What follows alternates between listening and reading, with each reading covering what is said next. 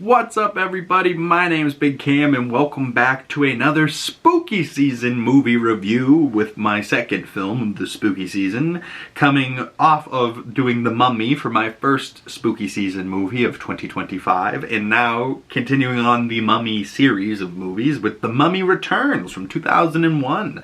And Stephen Sommers returns to direct this film as well, and I did not know. I maybe have seen this film way back in the day, but I had lost all memory of it, because starting it again, I go, what the hell? The Rock's in this movie? The freaking Scorpion King is in this film? The Mummy 2? The Mummy Returns? I was like, wait a second. Did I click on the wrong movie? Because I was just looking, like, in Peacock at the Scorpion King, and I was like, oh, that's 2002. Interesting. I've seen that before. I think, at least. I remember seeing the clip of The Rock looking terrible in CGI. You know, maybe I've just seen that so many times on television or whatever.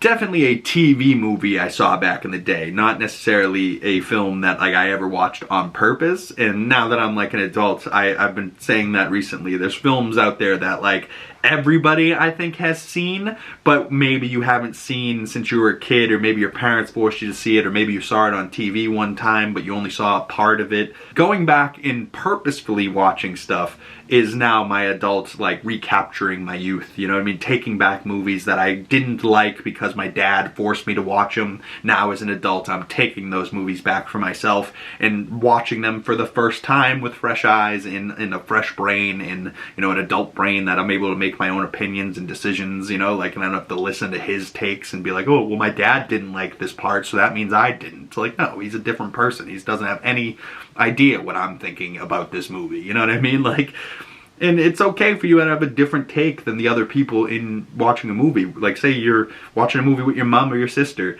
and they don't watch, you know, you're watching the same film, but they're not taking it in the same way you are, so you guys experience it three completely different ways. Like, maybe you like it, your mother thought it was okay, and then your sister hated it, you know, like, that's perfectly fine. That doesn't mean they're wrong. That just means you guys had different takes on how it, you know, art is subjective. It's how it affects you. The first Mummy movie, I genuinely liked. I gave it 4 out of 5 star movie. I genuinely thought it was good movie. Like, Brendan Fraser crushes it. It had a good story. This second film was interesting, and it was a decent way to spend, you know, 2 hours. And I didn't dislike spending those 2 hours watching this film.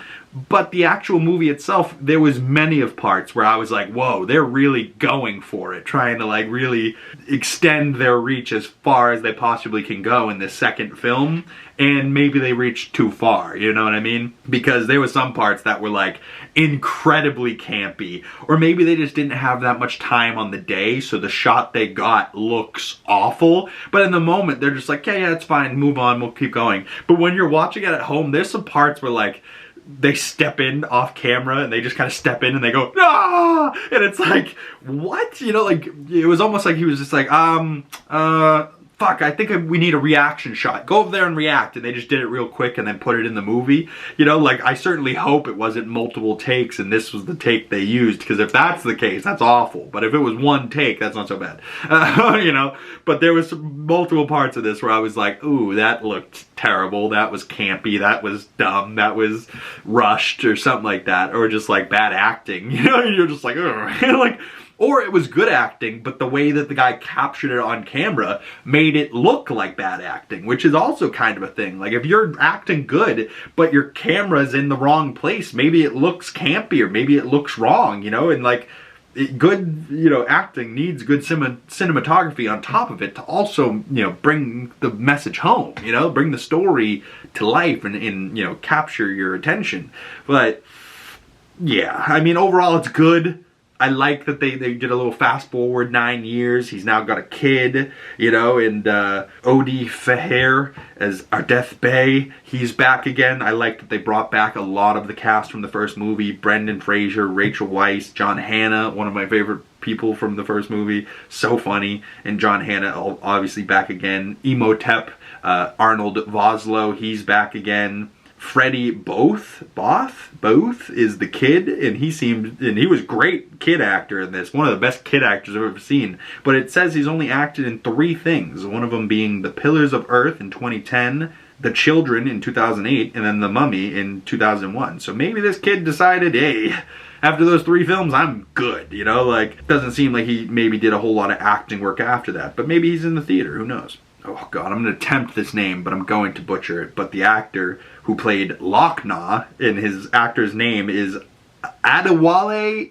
Ikinowe Agbale. Ooh, that tough name. But he's a great actor, and whenever I've seen him in things, he normally just plays like a big jacked black guy. And I believe I know him from like a military guy in like G.I. Joe, and he just kind of has like funny lines that he comes in and yells at Marlon Wayans. And I know him from some other things. When do I know? Oh, he's in the Suicide Squad. Oh, is he Killer Croc? He is. Oh, that's how I know him. I knew I heard that voice, and I was like, how do I know this guy? I think I know him from somewhere.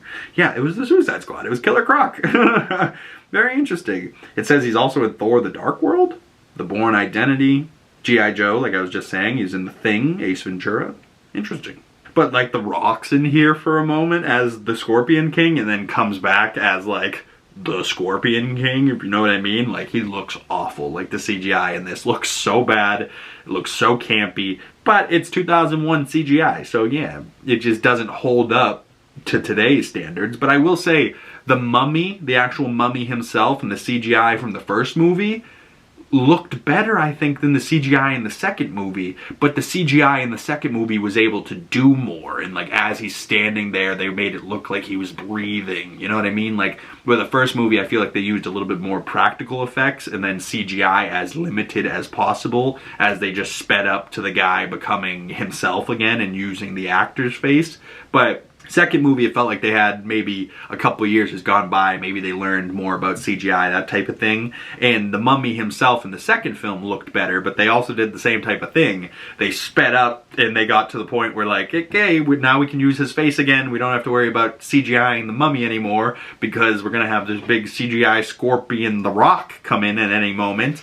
And it is impressive the way it moves around the scene, but the actual face capture and the look of the Rock on top of the Scorpion is what looks bad. But the Scorpion body looks fine, I guess. Some good things, some bad things. Overall, for me, it's about a 2.5 out of 5 stars. It's about a 5 out of 10. You know, it's kind of right down the middle. You know, you don't know if you like it or you hate it. I think I liked it, but I hated a lot of things about it, so that's kind of where I'm at, you know? And if you guys don't know from most of my movie reviews, you know, like, obviously a 5 star, a 10 out of 10 is perfect.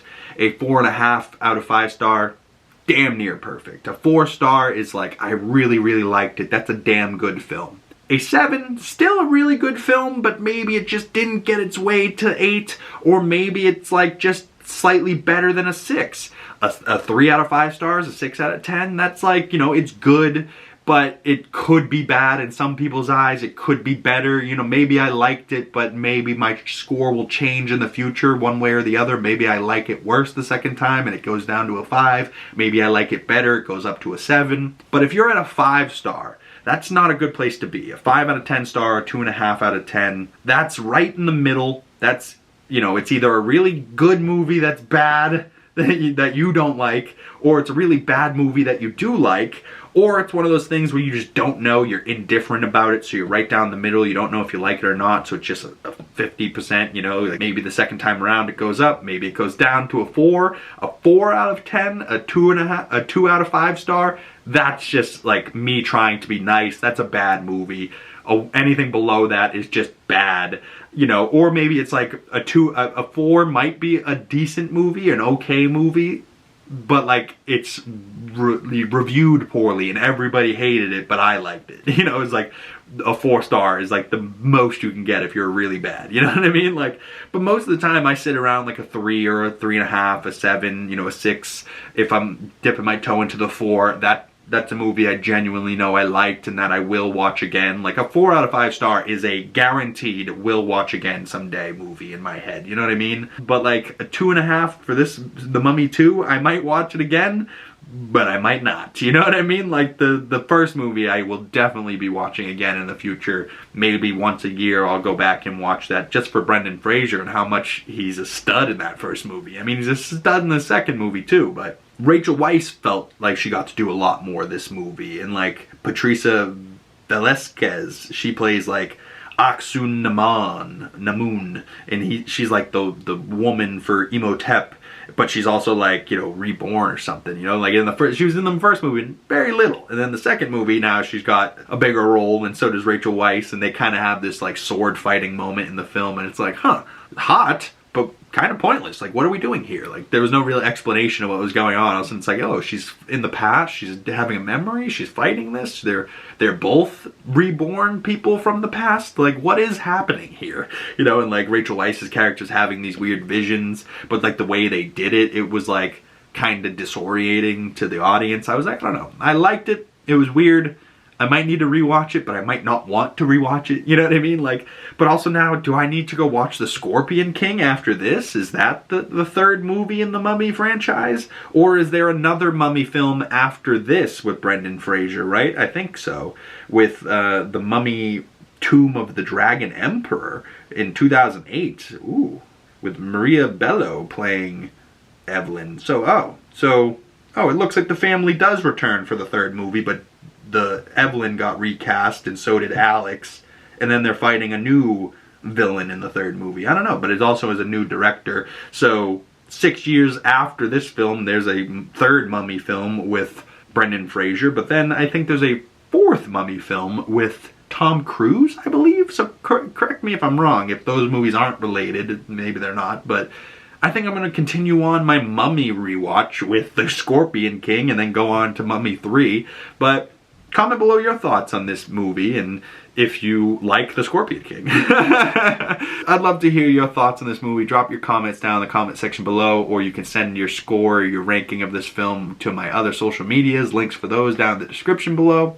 Once again, my name's Big Cam, 2 G's and the Biggs for all my social medias. Just look at my face and you'll find me. And if you've made it this far in the video and you'd like to support the channel, the best way of doing that is liking this video, commenting down in the comment section below, subscribing if you haven't already, and hitting that bell so you don't miss future movie reviews and you get the notifications when those come out. Once again, my name's Big Cam. Thank you guys so much, and I will see you beautiful people in the next one.